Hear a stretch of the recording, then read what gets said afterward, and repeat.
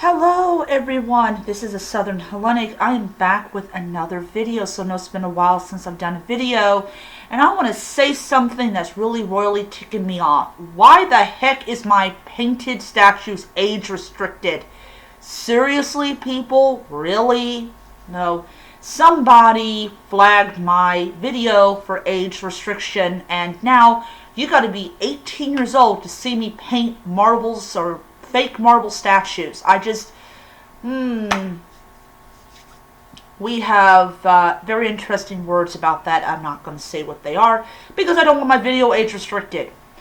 So, in today's non-age restricted video, which will probably be suitable for children of all ages, we're going to be talking about ignoring history because it doesn't suit you. And I know it's so difficult.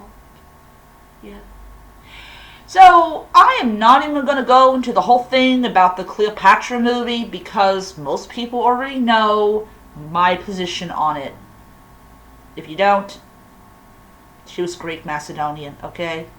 Yeah. By the way, the guy who is actually an executive producer for the movie actually is Greek, which is cool. So, getting away from that topic. So anyways, let's talk about the history that people want to ignore. And my shout out to all my Greco-Egyptian pagans out there that have a little window. So, okay. I am a firm believer that you cannot ignore history just because you don't like it. It's history. You're not supposed to like it. So Alexander the Great became king of the Macedonian, I think it was Macedonian Empire. Well, anyways, he unified Greece for the first time. And the Macedonians were considered, in my own personal opinion, backwater Greeks. They weren't really liked. But here comes Alexander the Great, and he unifies all of Greece, and he conquers, at the time, the known world. And, of course, he becomes Pharaoh of Egypt. The Greeks loved the Egyptians. They were fascinated by the Egyptians.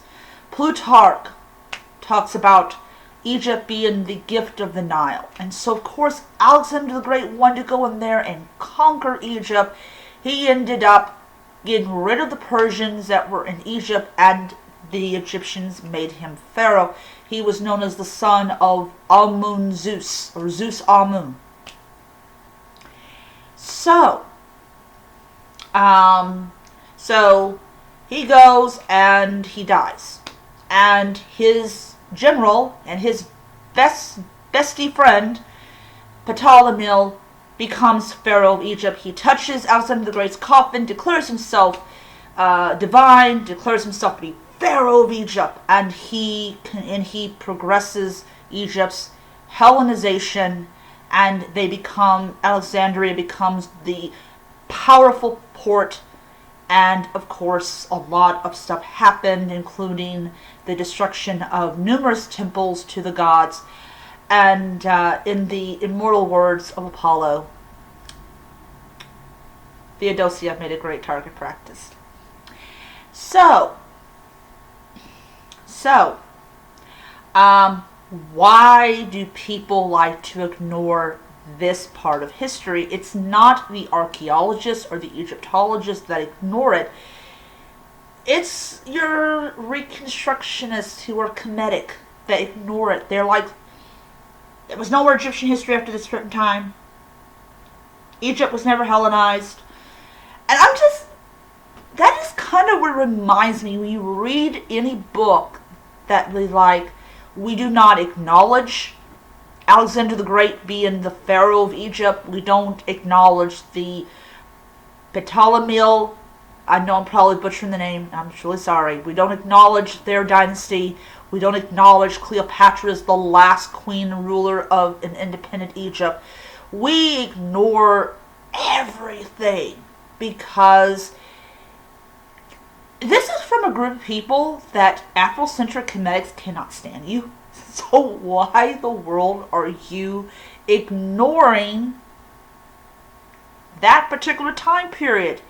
I know why. Because you cannot stand it when history's like, yeah, there was this one last dynasty. No, there wasn't. There wasn't. That didn't exist. That didn't exist. You know. I just. This is why I don't understand it. I don't. It happened. There really was a dynasty in Egypt. Oh, man alive. I just shake my head. So anyways, so I just want to just get on here and just rant about that, because it happened. And it's like you have your Greco-Egyptian polytheists whose path is just as valid as freaking Comedicism. I love my Greco-Egyptian pagans out there.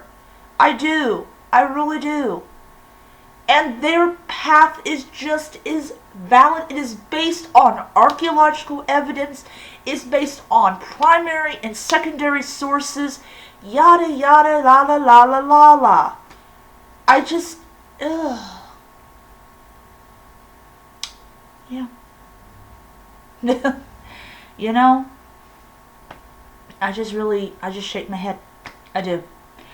But, yeah, so I'm gonna finish my rant there, and I'm gonna let you guys know that this coming Halloween, I get off at 8, and, sorry about that, so I get off at 8, and I'm coming home, and I'm gonna give offerings to Hades, and I'm going to be leaving offerings out to my ancestors, especially to my mother. This is my first, as we get into the holiday season, this is going to be my first holiday season without mother. It's going to be a very, very emotional time for me. But I'm going to give my offerings to Hades and everything. But,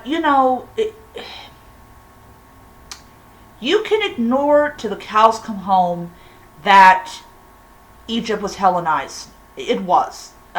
Rome was byproduct of Hellenization and everything. But I just wanted to get on here and just rant about that and everything.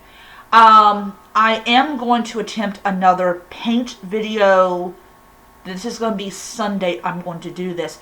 I'm actually going to be painting. I'm not going to be able to get to that. Yeah, I'll go get Dionysos. Dionysos is the last of the Olympians celebrated in December. But I will be coming around and I will be doing... I'm going to be getting Dionysos. I just have to go back on the Amazon thing and remove a couple items. I'm buying a ton of books. They're mostly horror and fantasy YA, but I am going to try to buy a couple of Greek books as well. But yeah. So I hope you guys enjoy the video, and until next time, may be happy, healthy, most importantly be safe, and held to the gods. Bye.